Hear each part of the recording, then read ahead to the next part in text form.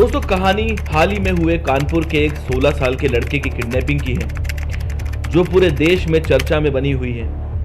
दोस्तों आज की ये कहानी आप सबके लिए सुनना बेहद ज़रूरी है। वो क्यों, वो मैं आपको इस कहानी के लास्ट में बताऊंगा। 23 अक्टूबर सोमवार का दिन था। कानपुर के एक साड़ियों के बिजनेसमैन जिनका नाम मनीष कनोडिया है, इनका बिजनेस पूरे इंडिया में था, खुशहाल परिवार था।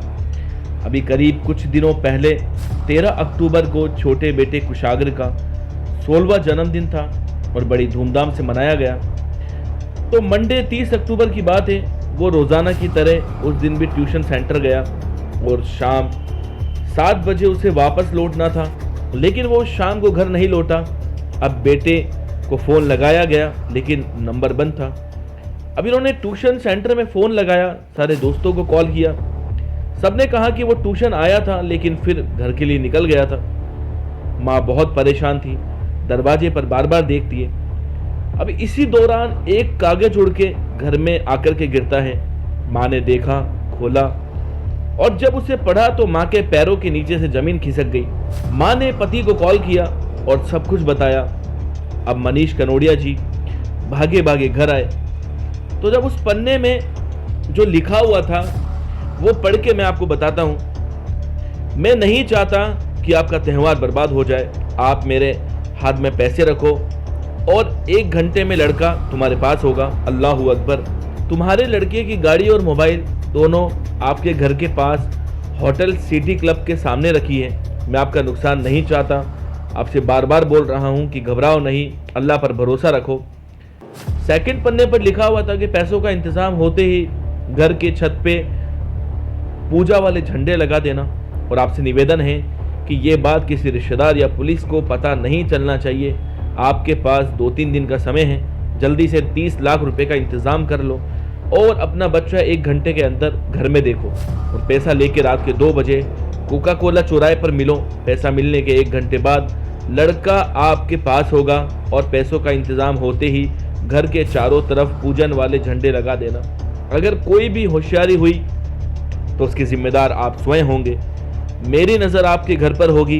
तो ये पूरी बात किडनैपर ने लिखी थी। अब घर वालों ने अक्लमंदी का फैसला किया, क्योंकि इन्हें लगा कि अगर पैसा देने के बाद भी कुशाग्र को मार दिया गया तो अब घर वालों ने पुलिस को कॉल किया। तो लखनऊ की लोकल पुलिस और वहाँ के आला अधिकारी और माइनस कमिश्नर खुद सब करीब 9:30 बजे मनीष के घर पर थे। लेटर पढ़ा और एक टीम तैयार की और कुशाग्र की तलाश में जुट गए। अब रास्ते में जितने भी सीसीटीवी कैमरे थे उसे खंगालना शुरू किया तो कैमरे में ये देखा कि 4:15 बजे वो ट्यूशन से बाहर आता है तो रास्ते में कुशाग्र से एक शख्स लिफ्ट मांगता है। वो हेलमेट पहने हुए था और वह उसे बिठा लेता है। अब उस रास्ते में सारे सीसीटीवी फुटेज को खंगाला गया। अब कैमरे में पता चला कि वो किसी दूसरी डायरेक्शन में जा रहा है। कैमरे के सहारे सहारे पुलिस पीछे जाती है, हर कैमरे को खोजती है। तो एक कैमरे में देखा जाता है कि कुशाग्र और उसके पीछे बैठा लड़का एक घर में जाते हैं और वो टाइम था करीब 4:33। अब करीब 39 मिनट बाद 5:12 पर एक शख्स बाहर निकलता है और ये वही शख्स था जो स्कूटी के पीछे बैठा हुआ था। मतलब कुशाग्र अभी अंदर ही है। तो अब ये पता चल गया कि कुशाग्र अभी कहाँ है। पुलिस की टीम अब उस घर पर पहुंचती है। जब देखा गया तो घर का दरवाज़ा बंद था। पुलिस ने दरवाज़ा तोड़ा, घर में दाखिल हुए तो अंदर जाते ही पुलिस वाले भी चौंक गए। कुशाग्र वहीं पड़ा हुआ था। उसके दोनों हाथ रस्सी से बंधे हुए थे और गले में रस्सी जकड़ी हुई थी। फर्श पर उसकी लाश पड़ी थी। पुलिस लाश को उठाती है, हॉस्पिटल भेज देती है। तो अब पूछा जाता है कि ये घर किसका है। तो एक नाम निकल कर के सामने आता है, प्रभात शुक्ला। तो प्रभात शुक्ला को कुशाग्र के घर वाले जानते थे। तो बताते हैं कि कुशाग्र की ट्यूशन टीचर है रचिता, ये उसका दोस्त है। तो पुलिस की टीम रचिता के घर जाती है और एक टीम प्रभात शुक्ला के, दोनों को वहाँ से उठाया जाता है, थाने लाया जाता है।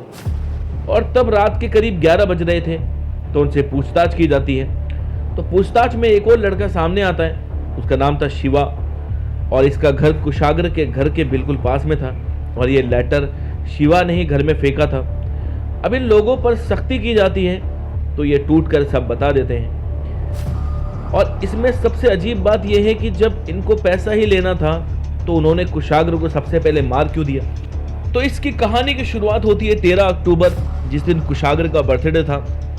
कुशाग्र को 2019 से 2021 तक रचिता ने ही ट्यूशन दिया था और वो ट्यूशन कुशाग्र के घर देने आती थी।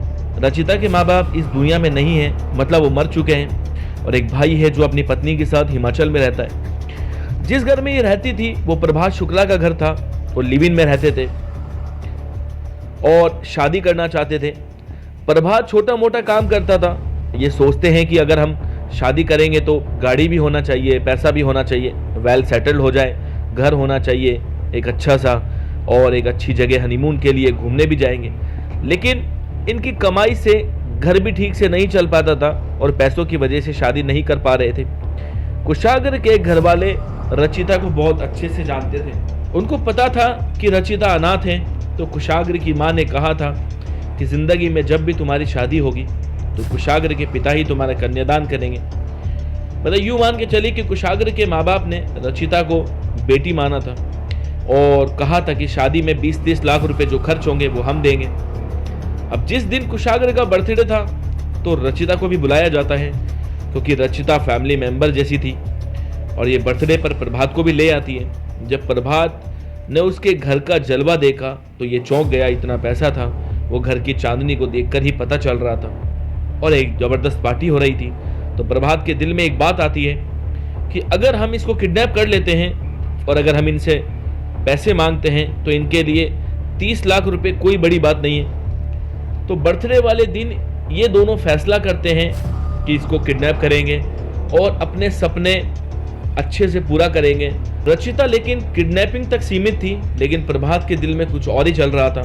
प्रभात को यह भी शक था कि ट्यूशन पढ़ने के दौरान कुशाग्र रचिता के करीब आ गया था और शायद ये शक सही भी था, क्योंकि जब कॉल डिटेल कुशाग्र की निकाली गई तो पता चला कि करीब ये लोग रात को 40-40 मिनट फ़ोन पर बातें किया करते थे और बात करने का जो ज़्यादातर टाइम था वो रात का था। तो इस बात पर प्रभात कुशाग्र से नफरत भी करता था। इसने मन ही मन में ये सोच लिया था कि कुशाग्र से मैं बदला भी लूँगा और पैसे भी मिल जाएंगे। और इसमें इन्होंने शिवा को भी इसमें शामिल किया था, और ये था कुशाग्र का पड़ोसी जो घर के हर एक चप्पे को जानता था। अब मंडे यानी 30 अक्टूबर की तारीख तय हुई। प्रभात प्लानिंग के मुताबिक ट्यूशन क्लास के थोड़ी दूर बाहर जाकर के खड़ा हो गया। जैसे ही कुशाग्र स्कूटी लेकर आया, इसने हाथ दिया। कुशाग्र ने पहचान लिया, क्योंकि रचिता के साथ बर्थडे पर आया था। प्रभात ने कहा कि मेरी गाड़ी खराब हो गई है तो तुम मुझे घर छोड़ दो। और जैसे ही घर आता है तो प्रभात कहता है कि पहली बार घर आए हो तो घर तो देख करके जाओ। जैसे ही कुशाग्र अंदर गया उसने उस पर हमला कर दिया और गले में फंदा डालता है और जोर से घोटना शुरू करता है। थोड़ी देर में कुशाग्र की मौत हो जाती है। यहाँ शिवा लेटर फेंक देता है और जब कुशाग्र के घर वालों को पता चला कि प्रभात और रचिता ने इस काम को अंजाम दिया है तो कुशाग्र की माँ, जबकि वो सदमे में थी, हालत बहुत ख़राब थी, लेकिन तब भी ये कह रही थी कि नहीं, पुलिस से कहो कि तुमसे कुछ गलतफहमी हुई है। रचिता ऐसा नहीं कर सकती, वो तो हमारी बिटिया जैसी है, हमने तो उससे वादा किया है कि हम तुम्हारी शादी करवाएंगे, कुशाग्र के पिता उसका कन्यादान करेंगे। तो जब उनको सारे सबूत दिखाए गए तब भी माँ को यकीन नहीं हो रहा था। इन लोगों की प्लानिंग इतनी पक्की थी कि इन लोगों ने एक हफ्ते पहले रचिता और प्रभात कानपुर के एक शोरूम में भी गए थे। 7 लाख रुपए की कार की बात भी पक्की कर ली थी, मतलब कार पसंद कर ली और कहा कि हम काम होने के बाद में ये खरीदेंगे। और सेल्समैन को डॉक्यूमेंट्स तक दे करके आ गए और बोले कि तुम डॉक्यूमेंट्स तैयार करो, हम एक हफ्ते बाद में इस गाड़ी को लेकर के जाएंगे। और इनको हनीमून के लिए हिमाचल प्रदेश जाना था। तो दोस्तों, ये थी पूरी कहानी कुशाग्र हत्याकांड की। मैंने कहानी की शुरुआत में आपसे कहा था कि ये कहानी आपके लिए सुनना बेहद ज़रूरी है। वो इसलिए कि सबसे पहली बात तो ये कि हमें कभी किसी के ऊपर इतना भरोसा नहीं करना चाहिए कि बात जान पर आ जाए। भरोसा एक हद तक। दूसरी बात, जिस चीज़ की शुरुआत गुनाहों से यानी पापों से होती है उसका अंत बहुत ही बुरा होता है। अगर कुशाग्र का रचिता के साथ प्यार वाला रिश्ता नहीं होता तो शायद प्रभात उसे जान से नहीं मारता। और अगर क्राइम उठा करके अगर हम देखें तो गलत और गंदे रिश्ते में ही 90% से ज़्यादा इसी तरीके से क्राइम होते हैं। दूसरी बात, भरोसा आप सिर्फ अपने परिवार पर कर सकते हो, यहाँ तक कि जो बिल्कुल आपके करीबी रिश्तेदार हैं उन पर भी आप भरोसा नहीं कर सकते। दोस्तों एक बात का ध्यान रखना, मोहब्बत का जो रिश्ता है वो गर्लफ्रेंड बॉयफ्रेंड के नाम पर हमने बना लिया, और जब हम नेचर के कानून को तोड़ते हैं तो क्राइम की शुरुआत होती है। दोस्तों आप इस बारे में क्या सोचते हैं कमेंट में हमें ज़रूर बताना, और ऐसी ही सच्ची घटनाओं के लिए हमारे चैनल को सब्सक्राइब ज़रूर कर लेना। बहुत बहुत शुक्रिया दोस्तों, आदाब अर्जे। मिलते हैं नेक्स्ट वीडियो में एक और सच्ची घटना के साथ।